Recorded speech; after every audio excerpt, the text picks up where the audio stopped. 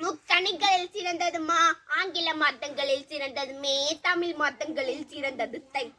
மூன்றெழுத்தையும் சேர்த்து மாமேதைகளாக அமர்ந்திருக்கும் நடுவர்களுக்கும் அறிவிலே சிறந்தவர்களான ஆசிரியர் பெருமக்களுக்கும் என் உடன் பிறவாத சகோதர சகோதரிகளுக்கும் என் முதற்கண் வணக்கத்தை தெரிவித்துக் கொள்கிறேன். மணி நீரும் மண்ணும் மலையும் அணி நிலக்காடும் உடையதரன் தெளிந்த நீரும் பரந்த நிலமும் உயர்ந்த மலையும் அழகிய நில கொடுக்கும் காடும் இயற்கை அருங்களாகும் என்று 2000 ஆண்டுகளுக்கு முன்பே நம் வள்ளுவர் பெருந்தகை கூறியதன் மூலம் பல தமிழர்களின் சுற்றுச்சூழலை குறித்த விழிப்புணர்வை நாம் அறியலாம். நாம் ஆரோக்கியமாக வாழ்வதற்கு முக்கியமானது சுற்றுச்சூழலாகும். இயற்கையை பாதுகாக்க வேண்டும் மற்றும் சுற்றுப்புற சூழலை பேண வேண்டும் என்ற விழிப்புணர்வை உலக மக்கள் மத்தியில் ஏற்ற வேண்டும் என்ற உயரிய நோக்கத்தோடு உலக சுற்றுச்சூழல் தினம் கொண்டாடப்பட்டு வருகின்றன. ஒவ்வொரு ஆண்டும் ஜூன் 5ஆம் தேதி உலக சுற்றுச்சூழல் தினம் கொண்டாடப்பட்டு வருகின்றன.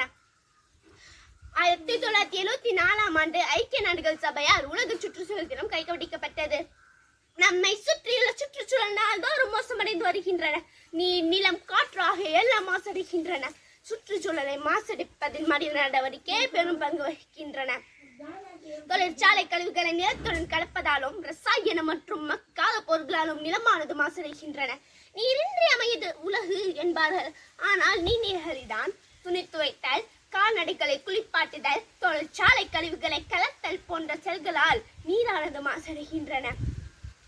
வாகனங்கள் மற்றும் தொழிற்சாலையிலிருந்து வரும் நச்சு புகையினால் காற்றானது மாசடைந்து வருகின்றன. பூமியை இயற்கையை பேணி பாதுகாத்தால் மட்டுமே பூமியையும் அதில் உள்ள உயிரினங்களையும் பாதுகாக்க முடியும். எனவே சுற்றுச்சூழலை பாதுகாக்க மரம் நடுதல், காடுகள் வளர்த்தல், சுத்திகரிக்கப்பட்ட தொழிற்சாலை கழிவுகளை கலத்தல், மாசுபாட்டை உருவாக்கும் திட்டத்தை கைவிடுதல் போன்ற செயல்களால் மட்டுமே சுற்றுச்சூழலை பாதுகாக்க முடியும்.